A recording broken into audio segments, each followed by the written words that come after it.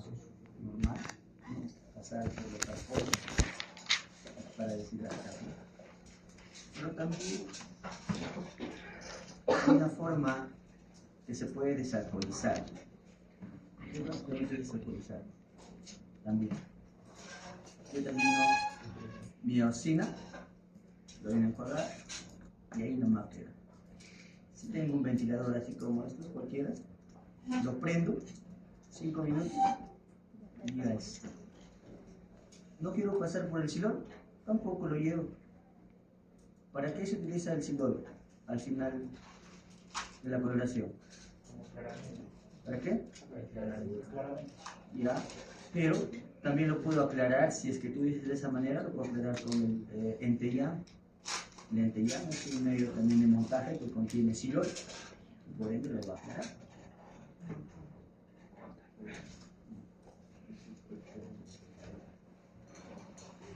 Piensen, chicos, porque las preguntas más o menos así las vamos a poner para su examen. ¿Ya? ¿No? ¿Ya?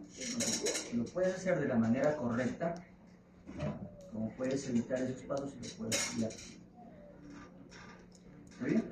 Sí, licenciado, pero yo también leí que se puede hacer así. Puedes hablar más fuerte, no te escucho nada. O sea, ya. Yo también investigué que también lo puedes hacer así, o sea, con un celular, con el ventilador lo puedes tocar y todo eso, pero ahí también no hay, si no lo haces en un correcto tiempo, grado, también la muestra te puede salir mal. No puedes hacer. ¿La ventiladora tiene grado? O sea, graba.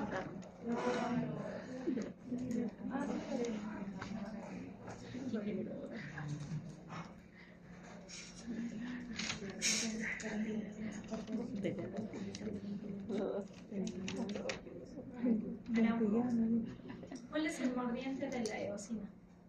¿Tiene mordiente la eosina o no? No. Errado, sí tiene. ¿Sabes cuál es? El ácido acético. ¿Qué función cumple? Casquillo. ¿Consideras que la hematoxilina y la eosina colorean por carga? Sí, no, ¿por qué? Sí, porque al momento de estudiar la hematoxilina, al momento que ha sido estudiada, ¿no? Se ha visto que va a diferentes tipos de carga. Como vimos, la ¿Hematoxilina a quién se habla? A la negativa, ¿Y la eosina? a los positivos, los Bien, adictos. listo, chicos. Siéntese, chicos.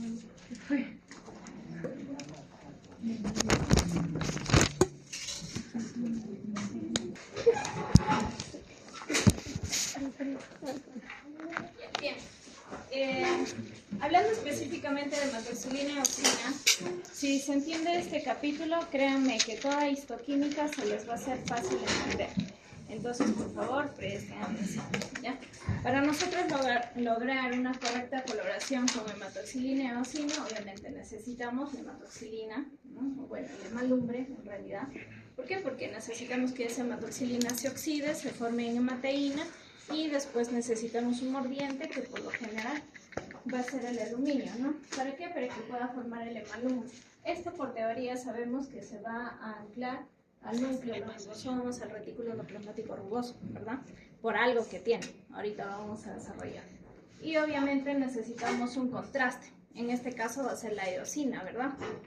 La eosina, bueno, por teoría sabemos que va a tener citoplasma, espacios extracitoplasmáticos y restos de estructuras, fibras musculares, colágenos, etc., ¿verdad? Ya. Entonces así vamos a lograr una correcta coloración hematoxilina y eosina. Eso sabemos al menos lo básico, ¿verdad? Fácil. Ya, no voy a redundar en esto. Ya, la hematoxilina, saben que es un colorante natural, viene de un arbolito, ¿verdad? Que lo muelen, lo tuestan y ahí recién sacan el polvito y ahí recién para poder trabajarlo. Entonces vamos a volver a un ejemplo que probablemente si han ido ahí al curso lo hayan escuchado, ¿no? Con la chicha morada. Cuando nosotros tomamos la chicha morada, nuestra boca queda morada, ¿verdad? Pero esto solamente es por un tiempo. ¿Por qué? Porque pasa un tiempo y después se decolora, vuelve a nuestro color original, ¿verdad? No es que se quede morado forever and ever, ¿verdad? Entonces, eso, porque también la chicha morada o el maíz morado es un colorante pues natural, ¿no? Y obviamente no está fijado, no tiene mordientes, no está oxidado para que pueda cumplir la función de una coloración, ¿ya? Bien que el grupo expuesto, la parte esta de cromóforo, el cromóforo es aquel que va a dar el color, ¿ya? Todo aquel que tiene color tiene su cromóforo, ¿estamos?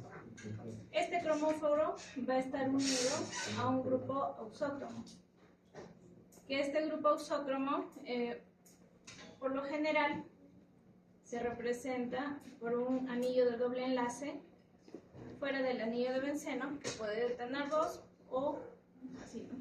Un anillo de benceno, que puede ir. Estos en conjunto van a ser, ¿qué cosa? Un cromógeno. Ya hablando netamente de coloración.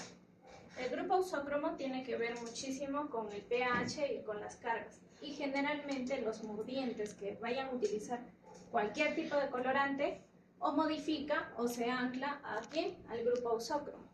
¿Ya? Hasta ahí estamos bien, ¿verdad? ¿Sí se entiende? Avísenme más. ¿Ya? Entonces, para nosotros poder oxidar, vamos a necesitar cualquiera de esos oxidantes, cualquiera que sea, dependiendo de qué hematoxilina vamos a emplear. Entonces, aquí va a haber algo muy interesante. Esta es la estructura química de la hematoxilina, solamente esta, ¿ya? Entonces, en este caso, solamente vamos a ver cromóforo puro. Aquí tiene que pasar un intercambio de electrones donde va a haber un movimiento de hidrógeno. Siempre químicamente cuando se habla va a haber ganancia o pérdida de hidrógeno. ¿Por qué? Porque va a ser el elemento que menos pesa dentro de la tabla, ¿verdad? Sí, ¿no? Entonces, en este movimiento, cuando hay dos pérdidas de electrones y hay un movimiento de hidrógeno, a través de la oxidación por cualquiera de esos que se puede utilizar, este proceso se llama tautomerización. La tautomerización tiene como objetivo principal modificar los enlaces terminales, en este caso de la hematoxilina, ¿ya? ¿Para qué? Para que lo pueda convertir en hemateína. La hemateína se dice que es aquel que recién colorea, ¿no? No, sino que este proceso de tautomerización a través de la oxidación modifica el cromóforo de la hematoxilina. ¿Para qué?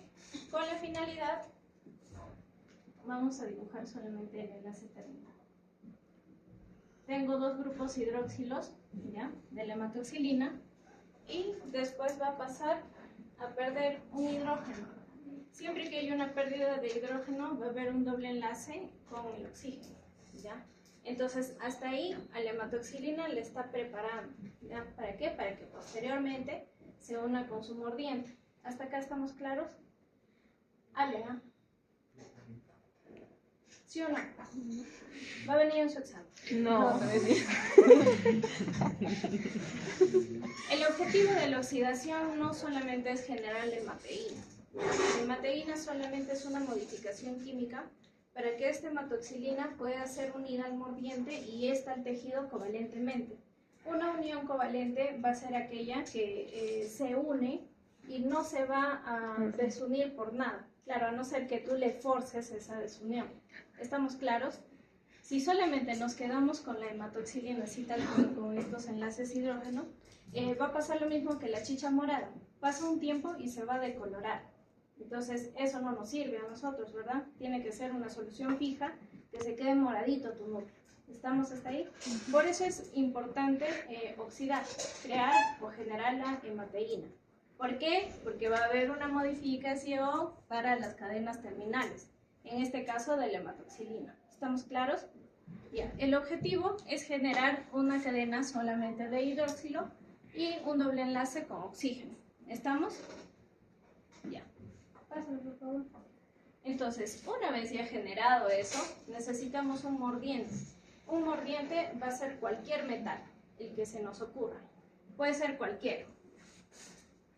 Aluminio, generalmente, utilizado, ¿no? La hematoxilina de Harris puede ser con hierro, por el cloruro férrico, por ejemplo, que lo vamos a ver en la tricrómica, o el ácido fosfotústico para generar una hematoxilina de wolframio, que posteriormente nos ayudan en otras coloraciones dependiendo a lo que queremos ver, a qué estructura estamos apuntando. ¿Estamos claros? Ya, en este caso, al utilizar el más común, que es el aluminio por su carga, su alumbre, va a anclarse al último, en los enlaces terminales, todos en los enlaces terminales de esta hematoxilina. Recordemos que teníamos una hematoxilina, se oxidó, pasó por la tautomerización, hubo modificación en pérdida de 2 electrones, se modificaron los 2 grupos, un grupo hidroxilo, doble enlace en oxígeno, y esta alumbre se va a anclar. ¿Qué me doy cuenta aquí? Ya, que ha perdido un hidrógeno, ¿verdad? Y estas se han anclado al aluminio, ¿verdad? Ya, hasta ahí estamos bien. Este mordiente, por lo general, suele modificar, a quien les dije, al grupo ausócromo, ¿ya? ¿Para qué? Para que pueda ser covalente, ¿ya? Que se una y se quede ahí forever. ¿Ya? Pásalo, por favor. Bueno, diferencias entre la hematoxilina de Mayer, de Harris. Acá solamente quiero resaltar una cosa. En algunos preparados, cuando tu agente oxidante es de mala calidad, nosotros podemos potenciar esa oxidación con un ácido. Puede ser en la de Mayer con el ácido cítrico o en la de Harris con ácido acético, siempre y cuando tu oxidante sea de mala calidad y no funcione bien. Pero si en caso funciona bien, pues podemos omitir eso y no pasa nada. ¿Ya? Pásalo, por favor. Bien, entonces para entender dónde se une, acá sí vamos a desarrollarlo con piedritas y manzanitas. ¿Ya? Tengo yo mi célula. Primero estamos viendo el núcleo, ¿verdad? ¿El núcleo qué cosa tiene? Ya tiene sus cromosomas, que obviamente al desdoblarlo va a tener la doble hélice, ¿no? La cadena de doble hélice. ¿Y estos de qué se componen? De aminoácidos. ¿Qué tienen? Bases nitrogenadas. Bases nitrogenadas. ¿Qué son las bases nitrogenadas? Adenina, guanina, citosina. Adenina, timina, citosina. ¿Y ya qué más tiene? Enlaces. Fosfato. Ya. ¿Qué más tiene? Enlaces. Aminoácidos. ¿Qué más tiene? No tiene enlace amino. Azúcar. Una pentosa, en este caso la pentosa que puede ser la desoxirribosa o la ribosa, ¿verdad? Dependiendo si es ARN, ¿no? Ya. ¿Qué más tiene?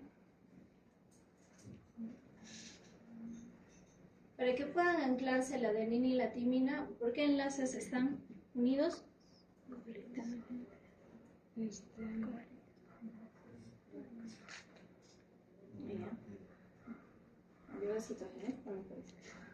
Ya. Doble enlace de sulfuro, ¿verdad? Sí. En este caso, la adenina, timina, las bases nitrogenadas están aquí al centro y estas están unidas por su doble enlace de sulfuro, ¿verdad? O solamente un enlace de sulfuro si en caso de guanina y citosina, ¿verdad? Para que puedan estar anclados a las cadenas va a participar aquí el hidrógeno, ¿verdad? Entre las cadenas vamos a encontrar a los azúcares, que van a ser las pentosas. Si es un ADN, la desoxirribosa, y si es un ARN, la ribosa. ¿Estamos hasta ahí? Entre cada pentosa se va a unir gracias a ¿quién? Al grupo fosfato, ¿ya? Es decir, que todos van a estar ocupados menos el grupo fosfato, ¿ya? Ahora, acá algo interesante. ¿Quién te da la carga del núcleo? ¿Por qué el núcleo se dice que es una carga ácida o carga negativa?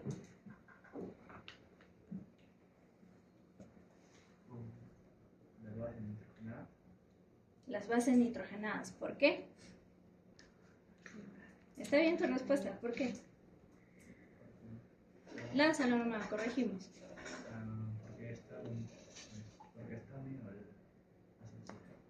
No. Acordémonos que en la síntesis de ADN, obviamente que esta síntesis, primera síntesis, se va a dar en el núcleo, ¿verdad? Y después, para que cuando ya se reconvierte en ARN mensajero, tiene que pasar por los ribosomas y ahí recién para que haya una traducción, ¿verdad? ¿Verdad? Ya. En este caso, estos, su finalidad es original, ¿qué cosa? Cada grupo que va a ser taponado por los codones y por las cajas, ¿no? Para que puedan sintetizar a los aminoácidos. El conjunto de los aminoácidos van a originar a las proteínas, distintas proteínas que tenemos. Justamente por el origen de los aminoácidos, las bases nitrogenadas se van a encargar prácticamente de la carga, ¿ya? Estos te van a dar la carga negativa, ¿ya? ¿Por qué? Por la síntesis de, ¿ya? ¿Estamos hasta ahí? Ya. El ARN también tiene las bases nitrogenadas, ¿verdad? Solo que en vez de guanina tiene uracilo. Sí, ¿se acuerdan, verdad? Ya, y va a ser la misma nota, ¿ya? Estamos hasta ahí, ¿verdad? Ya, las cadenas de pentosa, como les digo, van a estar unidas una cadena a una cadena y en medio, ¿quién va a estar? Un grupo fosfato. El grupo fosfato no va a venir solo. ¿Por qué? Porque el grupo fosfato va a tener doble enlace de oxígeno. ¿Estamos hasta ahí? Ya. En este caso, entonces retomando. Ya que mi grupo fosfato de mi ADN va a tener doble enlace de oxígeno, mi alumbre, ¿a quién se va a unir? A estos dos enlaces de oxígeno libres. Es decir, ¿a quién se está uniendo? Al grupo fosfato. ¿Algo tiene que ver la carga? Todavía no. ¿Tiene que ver la carga? Todavía no. No tiene que ver la carga. ¿Quién te da la carga? Las bases nitrogenadas. Si se une al grupo fosfato, ¿qué tiene que ver las bases nitrogenadas? Nada, todavía. ¿Ya? Para que se pueda entender mejor, igual y todo abajo este video. Los dos oxígenos de fosfato. ¿Se entiende? Entonces, con esto quiero dejar en claro que esta coloración, si bien es cierto, es natural, pasa por todo su proceso y toda la nota, pero nada tiene que ver la carga. Esto químicamente, ¿a quién se va a unir? Al grupo fosfato. ¿Por qué? Porque tiene doble enlace de oxígeno. Ahora, toda esta composición, ¿quiénes van a presentar? El núcleo, sí, porque tiene el ADN. Los ribosomas, sí, porque tienen el ARN. El retículo endoplasmático rugoso, también porque contienen ribosomas. Y en el aparato de Golgi,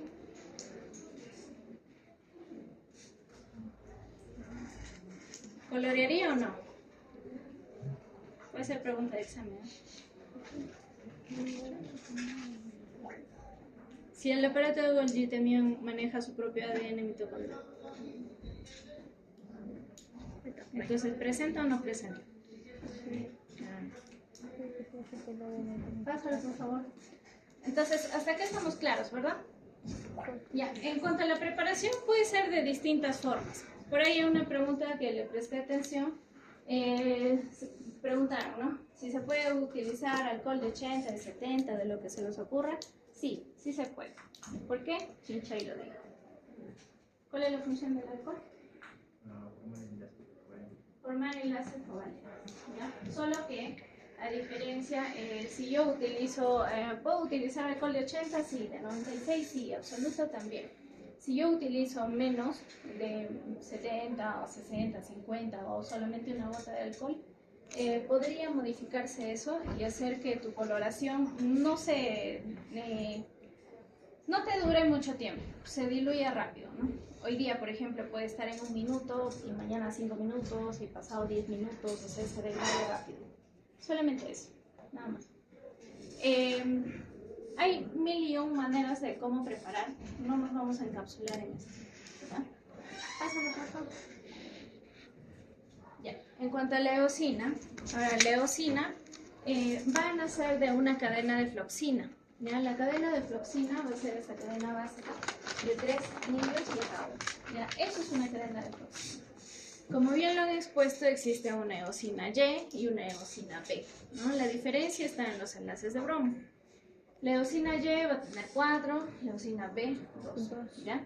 Estos enlaces de floxina, que prácticamente la eosina es un colorante artificial, es decir, generado, tiene que pasar por un proceso de bromación, ¿ya? En ese proceso de bromación, cuando hay una ganancia de bromo, la eosina Y te va a colorear en un color rosado, por ejemplo. La eosina B medio azulado. La eosina B, por ejemplo, podría ser empleado en reemplazo de uno de los componentes del EA, pero ya no sería un EA36, como lo ves, pues hay un EA50 y un EA66, creo, bueno, cualquier otro número, que va a modificar, ¿no? Lo va a hacer mucho más azulejo. Entonces, ¿para citología podría funcionar? Sí, podría funcionar, ¿ya? Para histología podría funcionar, se vería tu citoplasma azul, con tu núcleo azul. ¿Ustedes qué creen? No, ¿verdad? Ya. Si en caso no tengo la eosina, ¿con qué otra podría colorear? Tengo que buscar yo reemplazos que manejen el mismo grupo funcional, o al menos el mismo grupo básico. Es decir, cualquiera que tenga floxina de composición básica. Puede ser la eritrocina, cefloxina, la estrelata de Bierich, incluso el ORAH-G, ¿ya? O incluso la safranina, que también tiene una composición básica de floxina. ¿Se entiende? Ya. Ahora, ¿cómo va a actuar la eosina? La eosina, obviamente, es un colorante ácido. ¿Va a actuar por cargas? Vamos a ver, ¿ya? En caso de la EO, les dije que tiene que tener su mordiente, ¿verdad? En este caso, su mordiente va a ser el ácido acético glacial. Este ácido acético glacial lo que va a hacer, modifica a los grupos ausócronos, ¿ya? Todo mordiente va a modificar o se ancla ¿a quién? Al grupo ausócrono. ¿Para qué? Para que lo vuelva mucho más covalente. Pero el ácido acético glacial también tiene distintas funciones. En este caso, la eosina, ¿a quién se supone que va a colorear? Al citoplasma y estructuras extracitoplasmáticas, ¿verdad? O extracelulares. Para poner en claro, igualito, ¿no? ¿Qué cosa vamos a encontrar en el citoplasma? ¿Qué es lo que tienen el resto de las estructuras extracelulares? Todo va a estar a base de ¿qué? De proteínas. Volvemos a lo mismo.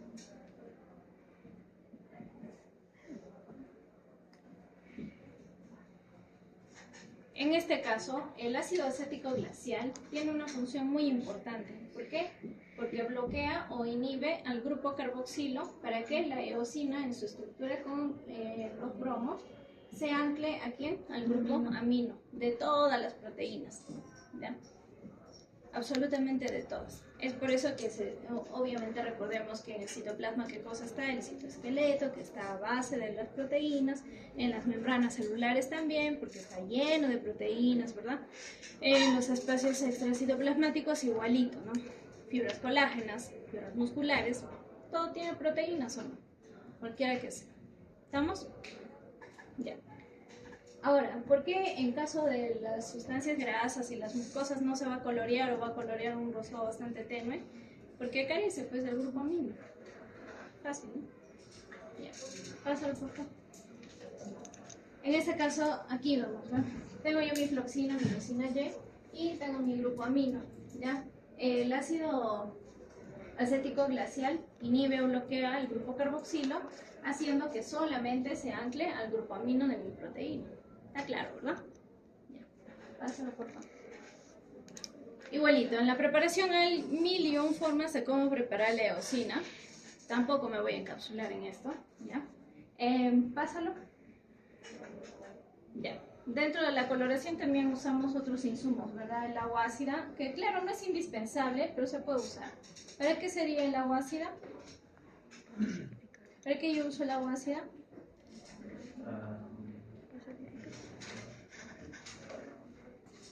¿Para qué uso?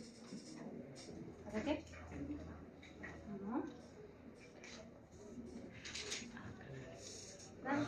Para poder hacer la diferenciación entre la eosina. ¿No?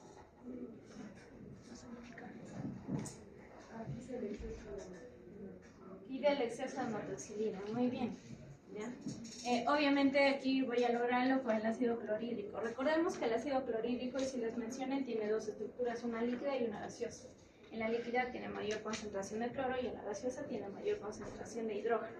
Entonces, cuando tiene una mayor concentración de hidrógeno, va a ser que, por ejemplo, obviamente para que la hematoxilina llegue a ingresar al núcleo, tiene que pasar por el citoplasma, ¿verdad? Y algunas veces deja restos. Entonces, como para que retire ese exceso, se usa.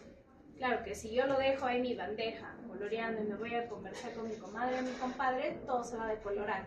¿Y por qué se va a decolorar todo? Porque ese hidrógeno que está aportando el ácido clorhídrico va a entretener al oxígeno, haciendo que se pierdan los enlaces, ¿ya? Y por eso obviamente se decolora, ¿ya? Ahora, ¿el agua amoniacal qué función tiene? Agua amoniacal, agua carbonatada, o también agua corriente, que también puede ser, tampoco es indispensable. ¿Va a ser? No. ¿Viraje de quién? ¿De la vecina? No. ¿De quién? ¿A quién vira? ¿A quién vira? Ya. ¿Cómo vira? ¿A qué grupo crees que afecta? ¿Al cromóforo o al ausócromo? Ausócromo. Ya, incorrecto. Al cromóforo. Mientras que el agua amoniacal, ya sea por el hidróxido de amonio o por el carbonato de litio, en este caso por el litio, eso va a hacer que esta cadena inicial, como un gusanito, ¿se acuerdan que era la hematoxilina para arriba? Ahí se ancla, ¿ya? Haciendo que ese color vire. Que pase de un morado más intenso a un color medio azulado, ¿ya? ¿Modifica algo del grupo ausócromo? No, solamente al cromóforo. El color, acuérdense, el color. ¿Quién daba el color ahí? ¿Ausócromo o cromóforo? Cromóforo. Cromóforo. ¿Y el grupo ausócromo?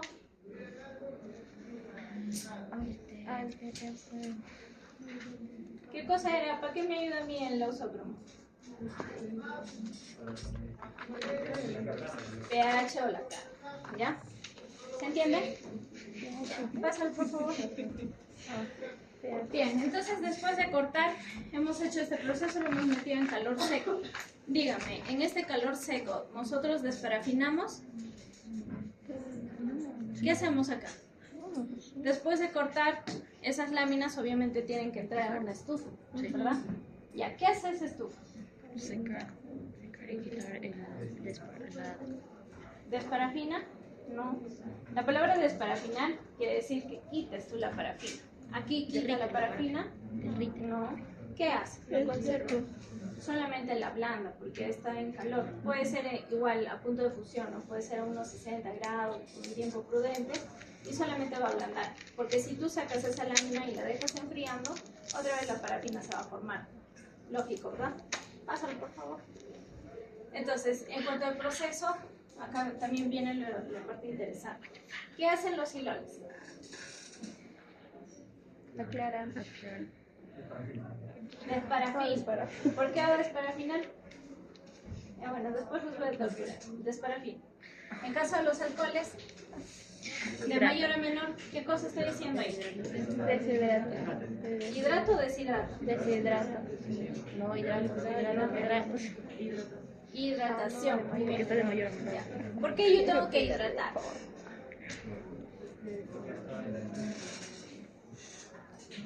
Para que se puedan abrir. Para que se puedan abrir.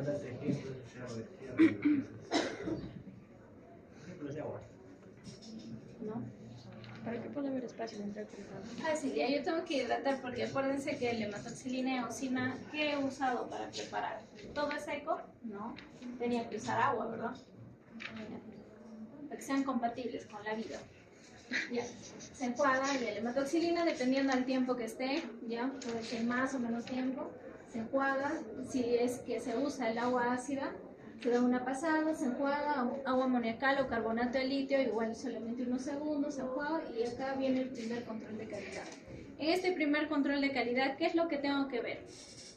Si solamente ha pasado por la hematoxilina, ¿qué tengo que ver? El núcleo, ¿ya? Después se pasa por la eosina, igual el tiempo que esté, se enjuaga y se da pasadas por los 3 primeros alcoholes. Entonces, estos 3 primeros alcoholes, ¿qué cosa hacen? No, Deshidrata. No. Quita. Aclara. Estos 3 primeros alcoholes que solamente estoy dando una pasada va a quitar el exceso de la eosina. ¿Ya? De ahí viene el segundo control. Si estoy haciendo el segundo control, ¿qué es lo que tengo que ver? Si ya he pasado por ambos colorantes. Citoplasma rosadito. Ya, uno que sea homogéneo, en caso de citoplasma o el color de la eosina, ¿ya? Y otro que haga un buen contraste, hematoxilina eosina. Así igualito, como te queda en tu atlas, igualito, lo tienes que ver en el microscopio. Después pasa ya 5 minutos por el alcohol absoluto. ¿Qué función tiene ese alcohol absoluto? ¿Qué función tiene? Ahí sí está deshidratando. Quita el resto de moléculas de agua. ¿Por qué? ¿El agua con el silol se llevan bien? No. ¿Ya? Acá puedo pasarle, claro, esto es una coloración tradicional, ¿no? Puedo pasarle por el silol. ¿Y qué función tiene el silol? Pobre de ustedes que me diga que aclaro. ¿Qué hace el silol?